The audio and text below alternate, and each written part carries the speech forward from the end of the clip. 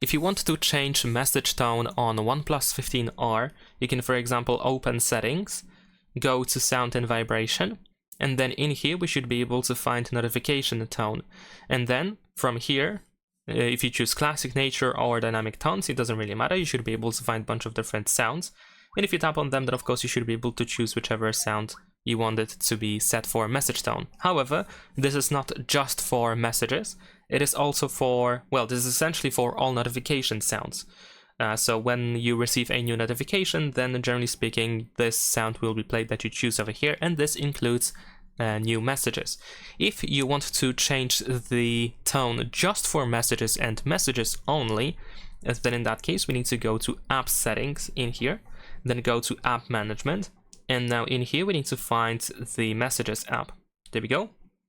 Once you open Messages, go to the Manage Notifications, and then in here we should be able to find incoming messages. Then we can tap on Ring, and then you can choose the sound that you want to use. That should be played when you receive a new message. So you can choose whichever sound that should be.